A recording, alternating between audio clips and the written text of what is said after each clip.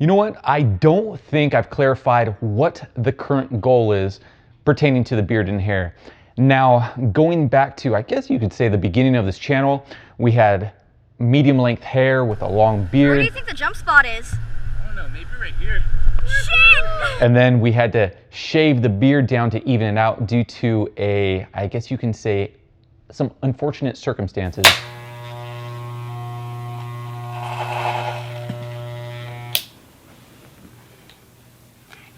What? And then I never thought that I would actually do this, but we ended up shaving my head bald. Here we go. Now, never would I have thought that I'd actually shave my head bald, and at the same time, I can't believe that I really liked it. I mean, it was a bit of a struggle getting to the bald part of it because it was the first time using a razor to shave my head. So when it got to the back of my head, there was actually quite a bit of carnage back there. But nonetheless, I really dug the overall look and the low maintenance pertaining to having a shaved head. Now we're here. We're going to keep on growing out the beard as well as the hair. Now, I think I've said this before, but when I was out in Iceland, my Viking brothers, they've actually inspired me to grow my hair out. And specifically, well, I want to get my hair to about, I'd say shoulder length, but then from there, I want to shave a mohawk and put braids in it, like, I guess like a Viking braided mohawk. I'm not even really sure what the technical term is for that, but some of my buddies had that and I'm all, dude, that looks pretty badass.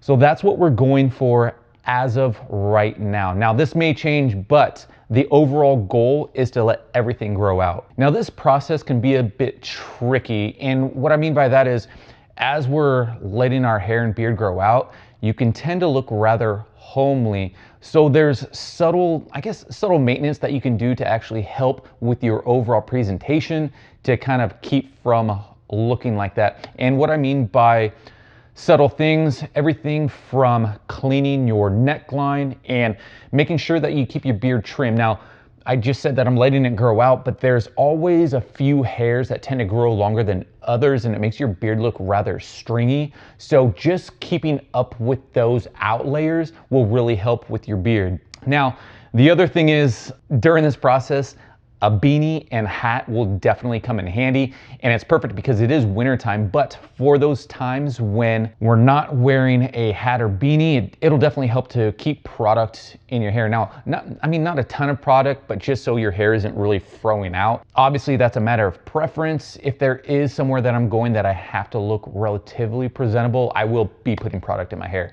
But aside from that, hats and beanies all day long when I'm out and about, but when I'm home, I don't even worry about it. Going back to the product that I had mentioned for my hair, I'll also be using beard balm in my beard and actually my mustache to give the beard and mustache some structure. And again, that'll hopefully help with the overall presentation. So yeah, I just wanted to give you a heads up of where I'm at in regard to my goals, because I know I've been receiving a lot of comments and questions pertaining to shaving my head again and the mohawk. So now that it's all laid out, this is what we're going for. Now, hopefully we'll actually learn even more tips and tricks along the way as far as growing out your hair and still maintaining a relatively presentable presentation. As always, I hope that you found this video helpful, perhaps intriguing. If you did, please go ahead and give this a thumbs up and maybe even subscribe. Until next time, peace and grow on.